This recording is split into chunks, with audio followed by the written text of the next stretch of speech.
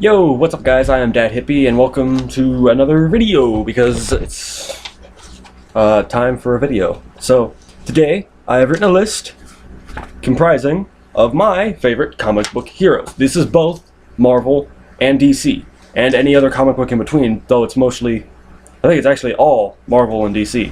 I don't really have any other heroes. Alright, on to the list. At number 10, and a lot of you are going to bitch about this guy not being any higher, is Batman. Bruce Wayne, Batman.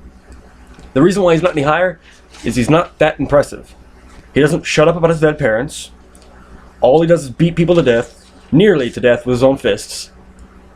And he has lost several times to people that he shouldn't have lost to. Seriously, he's not that impressive. So he only makes number 10, barely. At number 9, we have Thor, God of Thunder. Or, as someone on TV said, Thor, God of Thunder. But, hey, I'm not going to judge. Anyway, Thor, God of Thunder. He's, in the Marvel comic books, he's one of the Avengers. He's directly from Norse mythology. And he wields the hammer Mjolnir, which until the Avengers, actually until the Thor movie, no one in America knew how to say it. But, anyway, so he wields the hammer Mjolnir, which allows him to control the weather, pretty much. He's also super strong and really tough. So Thor makes number 9 because he's fucking awesome. Alright, and at number 8 I have the Blue Beetle. Not the original Blue Beetle, but the one DC released after Young Justice. The one based off the character from Young Justice, where it's a symbiotic alien technology suit. It's pretty cool, actually. He's got all these awesome powers. He can turn his arm into a plasma cannon, I don't remember what they call this, like a blade from his arm. It's really cool stuff. Jetpacks and everything. Blue Beetle's just awesome. Anyway, moving on. 7, Captain America. Captain America didn't make it any higher because I can't stand his attitude. He's just too... It's okay to follow a direct order, but when that order compromises the safety of people and you still decide to follow it, that's where I start to have a problem with you. Steve Rogers does this only on occasion, but the times that he does save people, it's stupid because it would have been smarter to go stop the bigger threat. Captain America, you only made number 7 because you make the weirdest decisions ever. They always contradict what you previously did and blah blah blah blah blah. Steve Rogers, come on man, come on. Alright, moving on. Number 6 is Rogue. The reason why I say Rogue is because she's one of the most troubled heroes I think I can think of. She physically cannot touch anyone at all.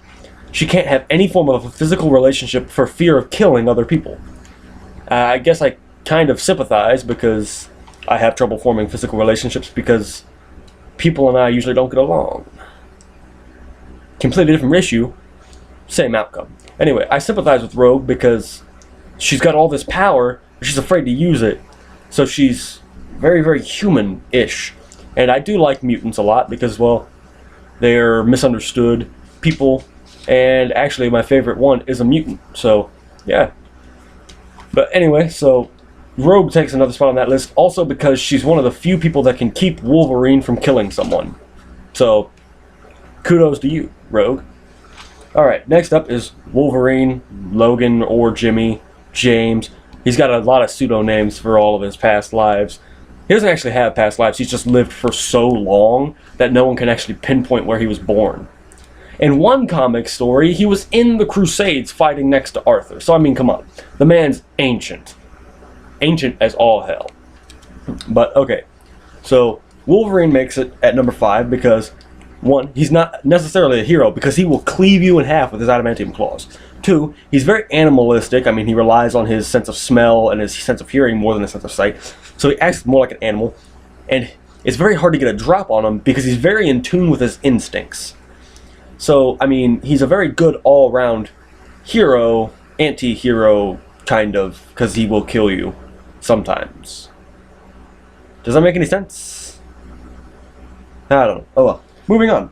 Number 4, Spider-Man. I like the Peter Parker Spider-Man better than all the other versions of him because, to me, only Peter Parker can be the best Spider-Man. He has saved the most people, but he's also lost the most important people.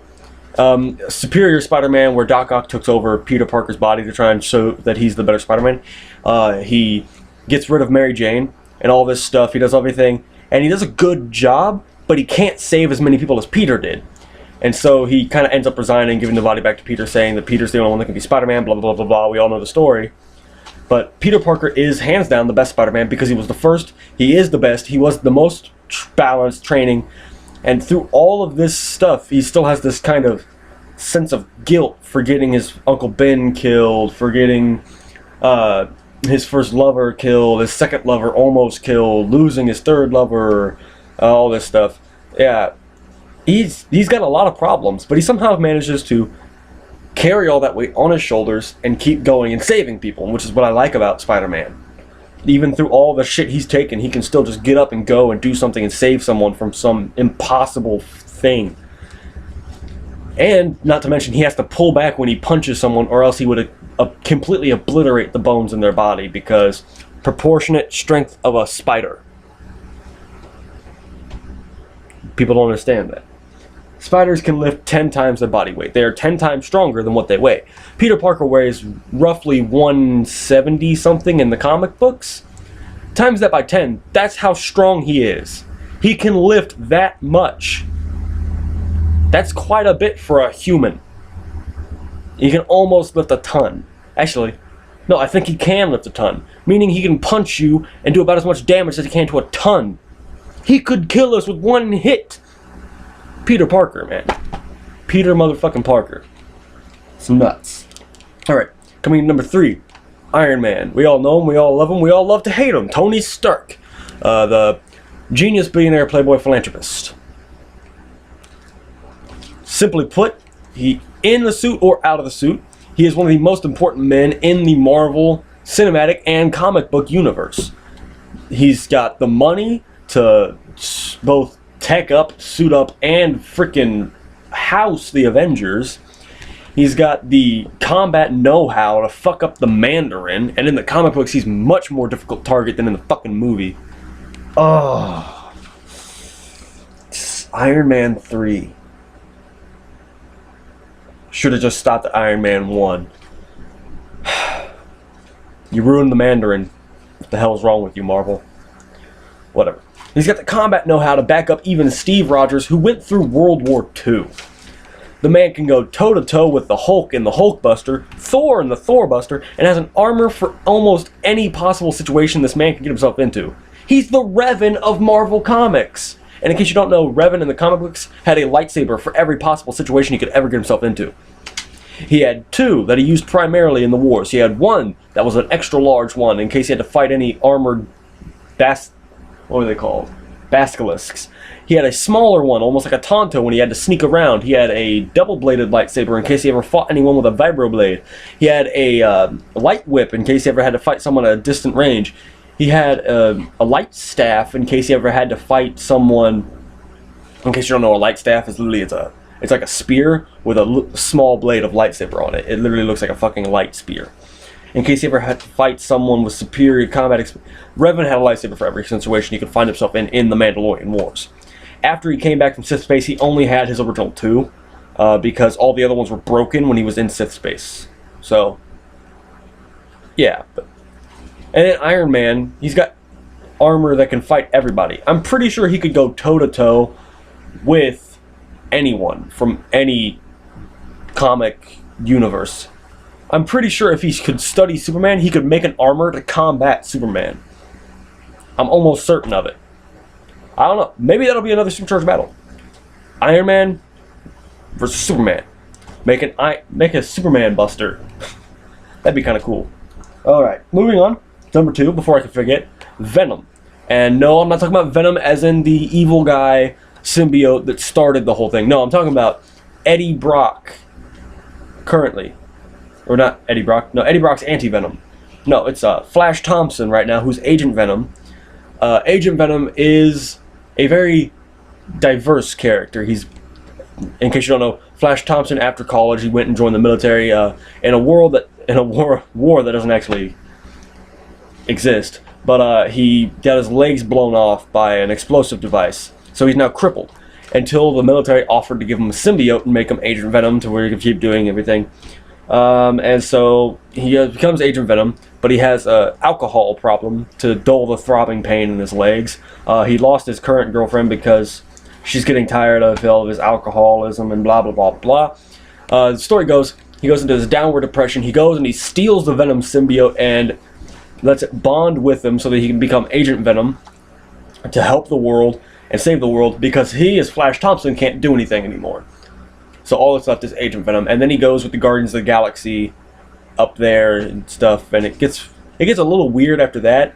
And then he comes back and he kicks some more ass on Earth before leaving again. So yeah, Agent Venom's hands down really awesome. Plus, he can incorporate any weapon into the symbiote and have it fire back out. He has a fucking shoulder-mounted rocket launcher that he took from not a tank, but it's one of those, it's like a miniaturized tank that Dr. Doom uses. Alright, anyway, moving on to my favorite, all-time favorite hero, Kitty Pryde, otherwise known as Shadowcat. Yeah, and you all know her. She's the girl that can phase through walls. She was played by Ellen Page in X-Men The Last Stand.